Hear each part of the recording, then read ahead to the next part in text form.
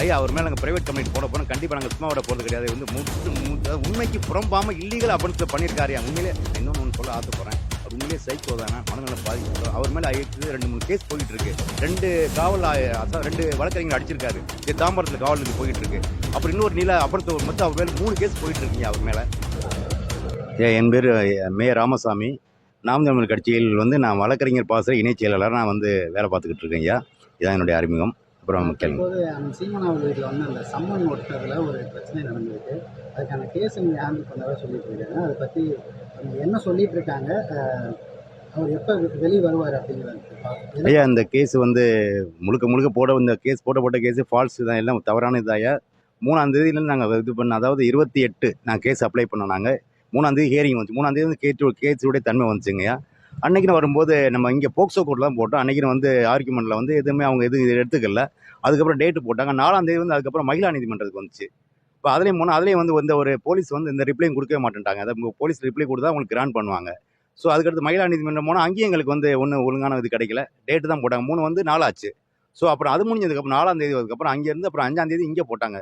நம்ம ஏதாவது principal district judge, அதாவது மெயின், அதாவது அப்புறம் அமர்வு நீதிமன்றம் வந்து அதை முதன்மை அங்கே போட்டாங்க. இன்றைக்கி இந்த ஹியரிங் வந்துச்சுங்க ஐயா.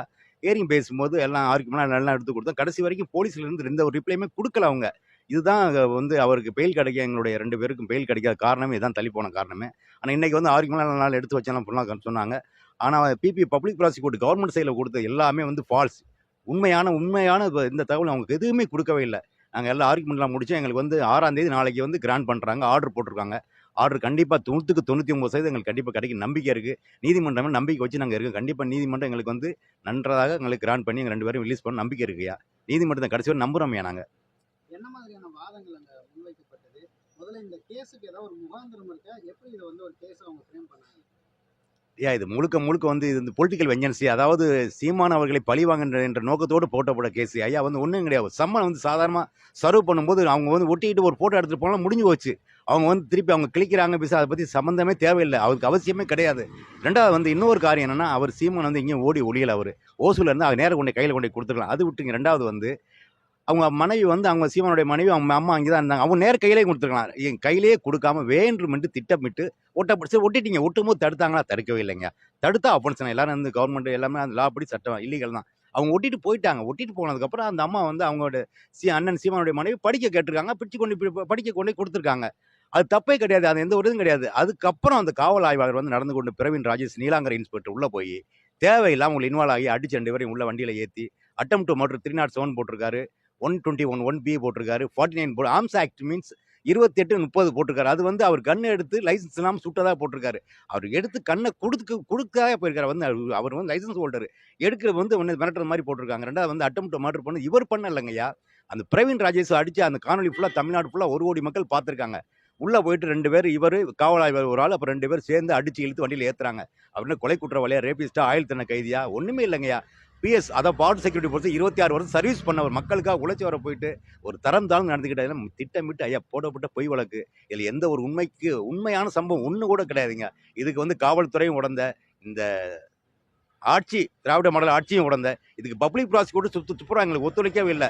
இந்த கேஸ் பெயில் கிடைக்காத ஒரே காரணம், இது வரைக்கும் ரிப்ளை கொடுக்கவே இல்லைங்க கோர்ட்டில். ரிப்ளை கொடுத்தா தான் அம்மா அந்த நீதிபதி அம்மா கிராண்ட் பண்ணுவாங்க. இதனால இந்த கேஸ் தள்ளி போக காரணம் இதாயா. இன்னைக்கு தான் ரிப்ளை கொடுத்தாங்கய்யா 3 நாள் கழிச்சு. சட்டப்படி வந்து ஒரு சம்மன் ஒட்டிட்டாங்க. ஒட்டியதோட அவங்களுடைய அந்த பணின்றது முடிஞ்சதா, இல்லை ஒட்டின பிறகு இப்படி பிரிச்சிருக்காங்க அப்படிங்கிறத நோட் பண்ணி அதுக்காக வந்து இந்த மாதிரி அவங்க கதவை திறந்து உள்ள வந்து அடிச்சு இழுத்துட்டு போற மாதிரி பண்ணாங்க. அந்த விஷயம் வந்து சட்டப்படி அது ஒரு சரியான விஷயமா? ஐயா நோட்டீஸ் ஒட்டிட்டு போயிட்டு, அவங்க நோட்டீஸ் ஒட்டி சர்வ் பண்ணும்போது தடுத்ததாயா குற்றம். ஒட்டிட்டு போயிட்டாங்க. அது ஃபோட்டோ எடுத்து கொண்டு கோர்ட்டில் கொண்டு காமிச்சிருவாங்க. பணி முடிஞ்சு அவங்க பிக்கிறாங்க, அது எரிக்கிறாங்க, அதை பற்றி கவலை இல்லை. இதுக்கு அது சட்டத்தில் வந்து அது அஃபென்ஸே கிடையாதுங்க. அது அவங்களுக்கு தெரியப்படுத்திட்டாங்க. ஒட்டவனு ஃபோட்டோ எடுத்துருவாங்க. காவலர் எல்லாருமே எடுப்பாங்க. கோர்ட்டில் எடுத்தோன்னா அது கொண்டு கோர்ட்டில் கொண்டு காமிச்சிருவாங்க. இந்த வீட்டில் ஒட்டி கொஞ்சம் வச்சு திருக்கி அவங்க பிக்கிறாங்க, கிளிக்கிறாங்க. அது அஃபென்ஸ்லேயே வராதுங்க. வேண்டுமிட்டு திட்டமிட்டு சீமான் மேலே பழி சுமத்தி ஏதாவது வன்மத்தை ஏதாவது செய்யணும்னு சொல்லி பொலிட்டிக்கல் ரிவெஞ்ச் பண்ணுன்னு சொல்லிட்டு கடைசியில் பார்த்து 2வது ஒட்டது வந்து வளசரவாக்கம் போலீஸ், பிச்சது வந்து நீலாங்கரை. அவருக்கும் சம்மந்தம் இல்லை. அவர் வர வேண்டிய அவசியமே இல்லை. எதுக்குள்ள வராரு? சரி உள்ள தள்ளுனா அவர் போய் ரீசன் கேட்கலாம் போயிட்டு. நீ எடுத்த உடனே ஃபோர்ஸ் பண்ண அடிக்க ஆரம்பிச்சிட்டாரு. நல்லா நீங்க பாருங்க நியூஸ் எல்லாம் போயிட்டு இருக்கு. உண்மை அதானே? அது தப்பு தானே அது? ஆனா இவர்தான் தாக்கியதா ஊடகங்கள் வந்து பதிவு பண்றாங்க. நல்லா பாருங்க ஊடகத்தை இதில் வந்து முள்ளுக்கு உண்மைக்கு புறம்பானது எப்படியா நல்லா ஊடகத்தை பாருங்கய்யா. கரெக்டான ஊடகத்தை படுத்து பாருங்க. நல்லா பாருங்க. இவர் தான் ஃபர்ஸ்ட் உள்ள போயிட்டு கழுத்தை பிடிச்சி அடிக்கிறாரு. அடிச்சு பக்கத்துல 2 காவல் ஆய்வாளர் கூட வந்து உதவி ஆய்வாளர் 2 பேர் மப்டியல் ட்ரெஸ்ல இல்லாம சிவில் ட்ரெஸ் அவங்களும் சேர்ந்து அடிக்கிறாங்க. அடிச்சு எடுத்து ஏத்திட்டு போறாங்க. இவர் வந்து எதுவுமே பண்ணல. என்னன்னு கேட்கிறாரு இவர் அவ்வளவுதான். உடனே சட்டையை பிக்கிறாங்க. அப்புறம் அதோட வந்து இன்னொரு பக்கத்துல சுபாகர் அவர் தான் பிச்சது அவர் தான். அப்புறம் அவரையும் எடுத்துட்டு போறாங்க. அப்படி சட்டப்படி பார்த்தா அவங்களுக்கு பிக்க சொன்னது வந்து அப்படி நீ அவன்ஸ் எடுத்துக்கிட்டா கூட பிக்க சொன்னது நம்ம தானே பிக்க சொன்னாங்க. சீமானுடைய மனைவி தானே. நீ அவங்கள தான் இது பண்ணிருக்கீங்க. நீங்க என் பேரையும் ஏன் கூட்டு போறீங்க நீங்க?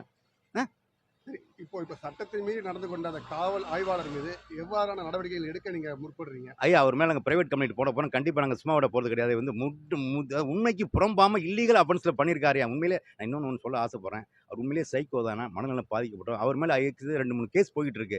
2 2 வழக்கறிஞர் அடிச்சிருக்காரு. இது தாம்பரத்துல காவல் இது போயிட்டு இருக்கு.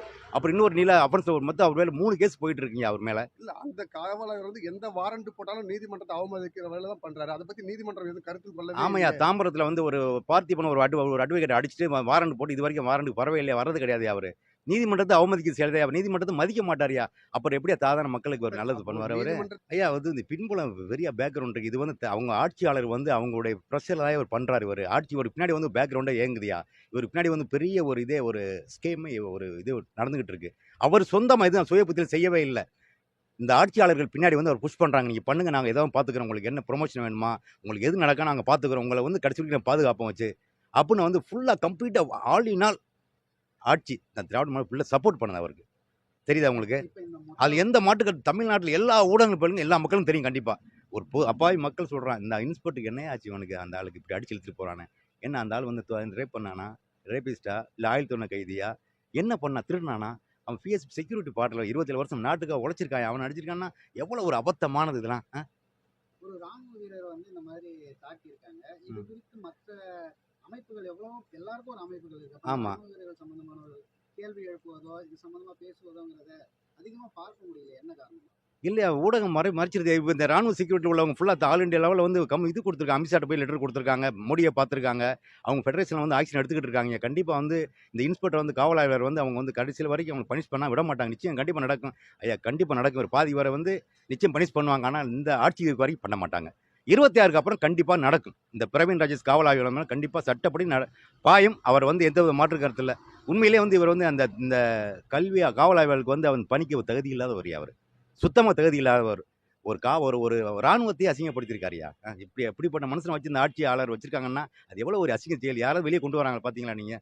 இந்த மாதிரி இது தமிழ்நாடு இது வரைக்கும் நடந்திருக்கா இது வரைக்கும்? இதாயா முதல் கடைசி இதாயா? வணக்கம். நாங்கள் சீமான் அவர்கள் வீட்டில் வந்து சம்மன் நோட்டு சம்பந்தமாக ஒரு பிரச்சனையாக நடந்துட்டு இருந்து கைது செய்த போனவருடைய நிலை என்ன ஆச்சு? அந்த கேஸ் இது எது வரைக்கும் முடிஞ்சிருக்குங்க? இப்போ தொடர்ந்து வந்து அண்ணன் சீமான் அவர்களுடைய வழக்கறிஞர் பாசறைகள் வந்து தொடர்ந்து ஒரு வாரமாக வந்து சட்ட போராட்டம் நடத்திக்கிட்டு இருக்காங்க.